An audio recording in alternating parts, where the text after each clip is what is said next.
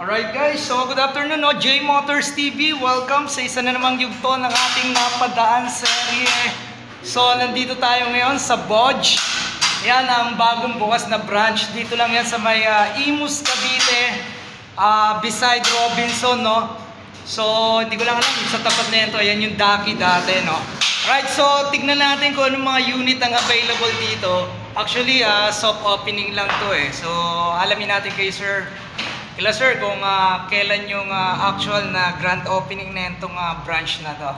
Alright, so pakita ko sa inyo at saka kung magkano ang presyo ng mga available na unit dito. Almost big bike tayo rito guys. Yan, so kasama natin si Sir Bob at Sir Arthur. Hello. Tama sir? Yes sir. And Sir Bob. Yan, alright. So thank you sa kanila, no, kasi pinayagan tayo makapag short content dito. Alright, let's go!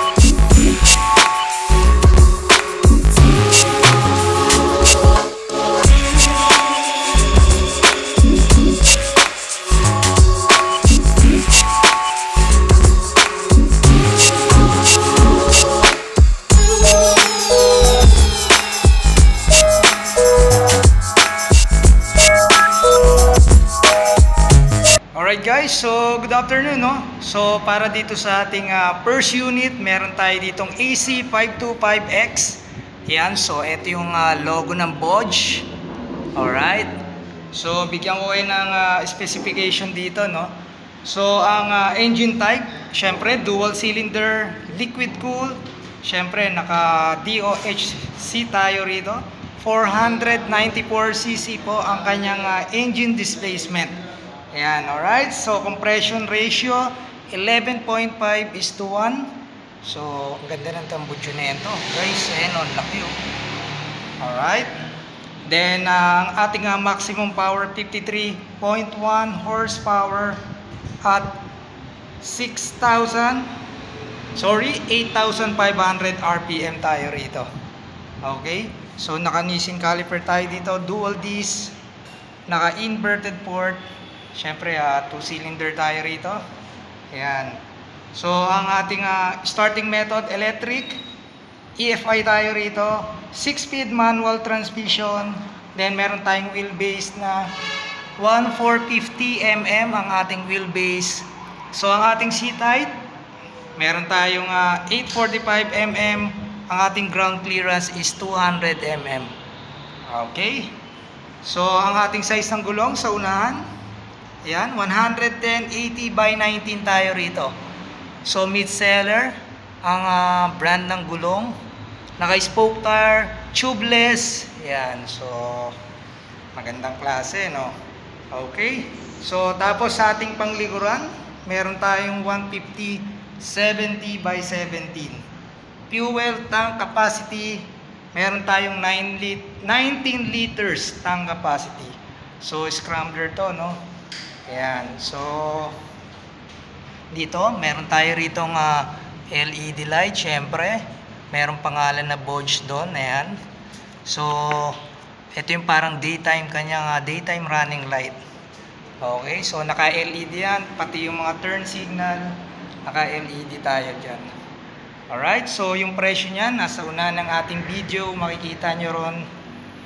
At kung meron kayong question, no, feel free na mag-comment kayo sa ating chat box, sa ating comment section box, no, kung may tanong kayo, para if ever na kaya nating sagutin yan, sasagutin natin. Alright? So, ikutan natin, isang ikot pa.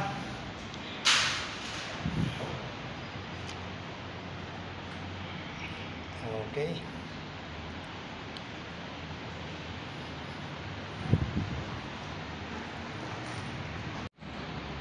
Okay guys, para naman sa ating second unit, no, meron tayo ditong Double R 525. Ayan, so sports bike to, no, ang ganda ng kulay. Parang matingkayad na red ang kanyang kulay. Then meron tayo ritong parang carbon lodi na texture, no, na kanyang winglet. Ayan. So naka Brembo caliper tayo rito, inverted port. Ayan. So, syempre, naka-LED yan. Then, ito yung kanyang daytime running light. Yan, kung makikita nyo, may daytime running light tayo dito. Alright, so bigyan ko kayo ng engine type. Dual cylinder, liquid cool, DOHC pa rin yan. So, 494cc tayo rito. May compression ratio na 11.5:1. Ayan, so maximum power, 55 horsepower at 8,500 RPM. Tayo rito. Alright, maximum torque, 50.5 Newton meter at 7,500 RPM. So dito makikita nyo may nakalagay dito LX500 GSC. Yan ang nakalagay, no? Alright, tapos dito meron tayo rito yan sa may kanyang anuan ng tangke na Bodge pangalan, no? So dito yung kanyang ignition. Yan, nandiyan dyan. Alright. Tapos, ano pa ba? Meron tayo rito EFI 6-speed manual transmission. Syempre overall yung kanyang size, no, yung kanyang overall size, meron tayong 2030 by 7060 by 1170 ang kanyang kabuuan na size, no. Ayan. Alright, yung kanyang wheelbase 1430 mm ang kanyang wheelbase. Then seat height 750 mm. Sorry, 790 mm ang kanyang seat height. Ground clearance 150 mm. Net weight 153. Yan. Alright, ang size ng gulong sa unahan. Yan, so naka-Pirelli tayo dyan. Yan, naka-Pirelli. Tingnan nyo naman, naka-Brembo. Then yung kanyang suspension, mayroong pangalan ng Bodge. Yan, nakalagay. Pirelli Diablo ang pangalan, ang brand ng gulong, no. Alright, so 120/70 by 17 ang size ng pangunahan na gulong. So tingnan natin naman sa likuran, meron tayo ritong size na 160/60 by 17 yung kanyang panlikod. Yan, medyo malapad yan kasi syempre sports yan eh. Kailangan sa mga pang sports na motor, medyo malalaki talaga ang mga gulong yan. Okay. So, ang kanyang fuel tank capacity 14.5 liters. Yan, ang kanyang tank capacity. Max speed 191. So, depende pa rin yan, syempre, sa driver. Kung paano nyo imamaneho itong sports bike na to, no? Syempre, sabi nga nila, iba pag Pinoy ang nakaupo. So, sobra pa yan sa 191. Alright? So, ayan ang Double R 525 ng Bosch. No, ayan ang kanilang sports bike. So, ito yung kanilang makina. Ayan. Okay, ikutan natin konti.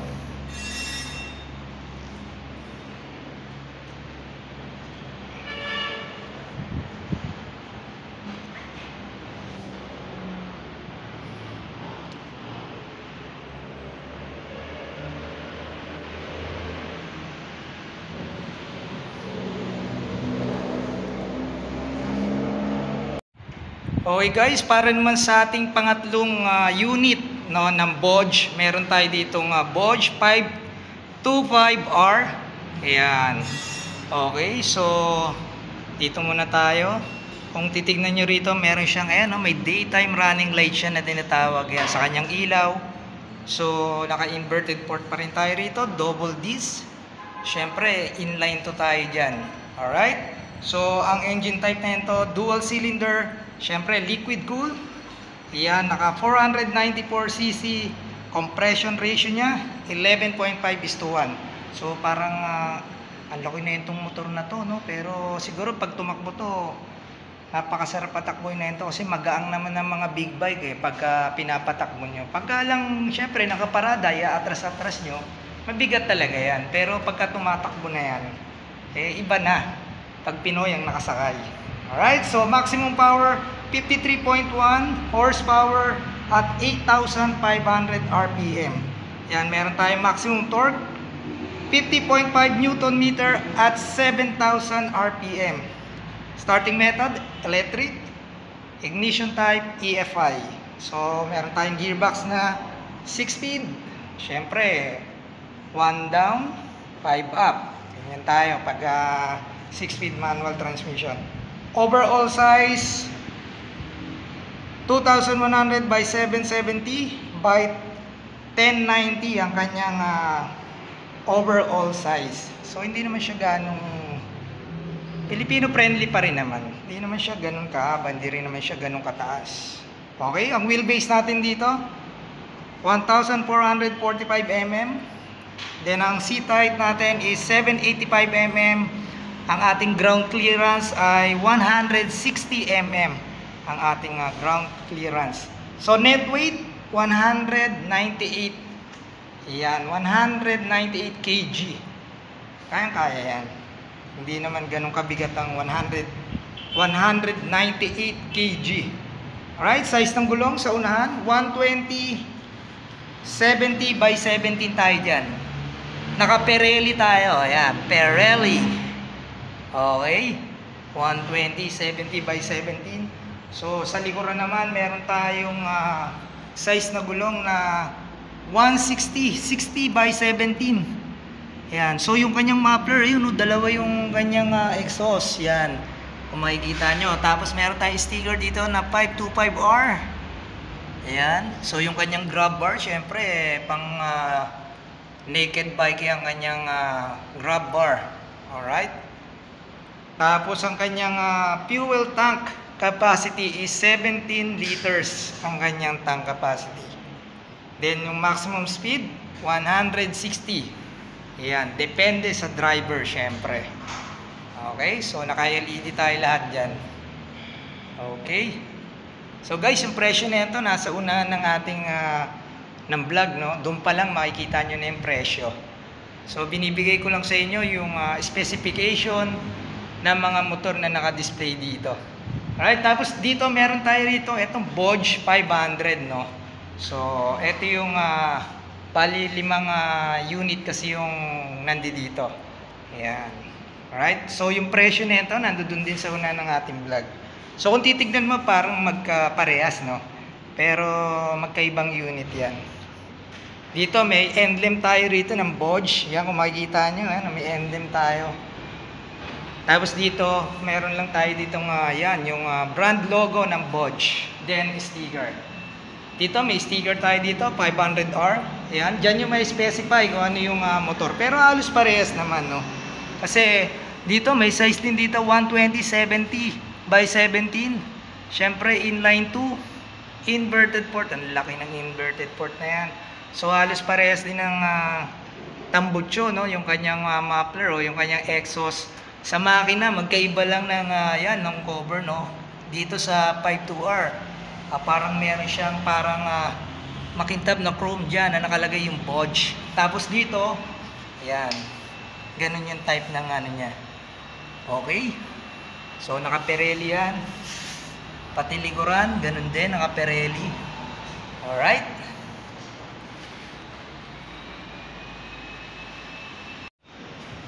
Alright guys, no, para naman sa ating panlimang unit, meron tayong DS525X. Yan, ito naman ay adventure bike. So, adventure touring bike ang meron tayo rito, no. So, engine type, dual cylinder, liquid cool, DOHC pa rin tayo dyan. So, 494cc. Meron tayong compression ratio na 11.5:1. Maximum power, 53.1 horsepower at 8,500 RPM.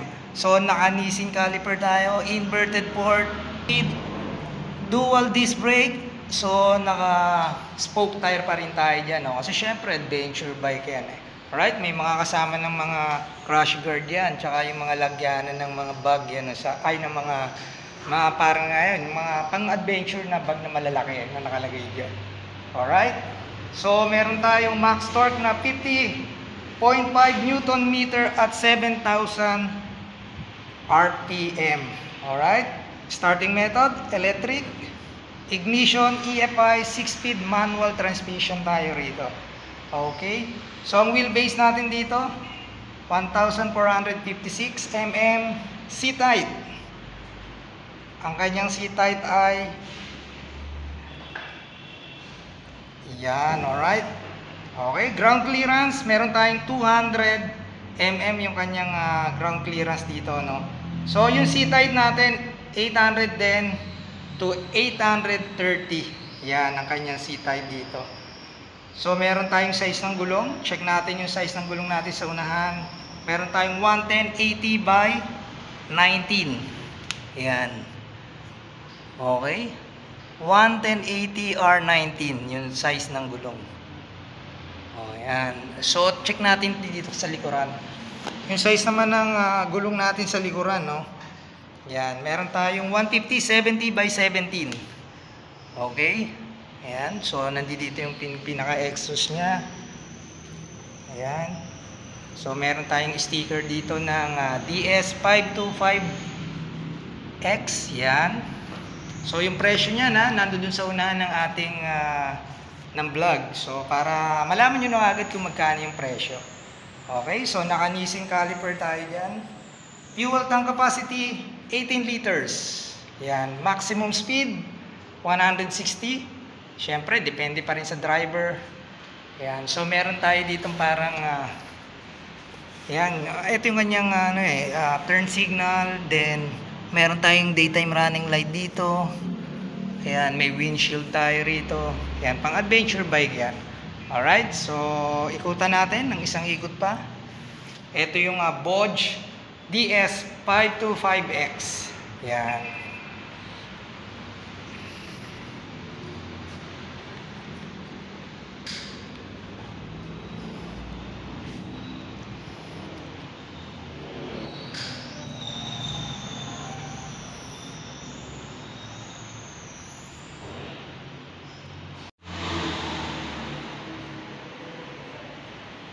Alright guys, so J Motors TV, good afternoon sa inyo, no? So galing tayo ng Bosch. Yan, thank you very much sa manager doon, no, na pinayagan tayo makapag short content. Yan, so yun, kung di pa kayo nakasubscribe, subscribe na kayo. J Motors TV lang yan sa inyong YouTube at Facebook account. Huwag nyo kalimutan hitang notification bell para updated kayo sa lahat ng video na ina-upload natin. Yan, shoutout sa inyo lahat, no? Shoutout sa mga tropa natin and shoutout sa mga subscribers and followers natin, no? So ayan, thank you very much ulit sa bagong bukas and congratulations syempre sa Bosch. Ayan, Bosch Imus. Sa tabi lang ng Robinson's Place Imus yung kanilang branch. So soft opening today. So galing tayo ron. Pinayagan tayo makapag-content. Alright, peace out. Ingat kayo lahat. God bless you all.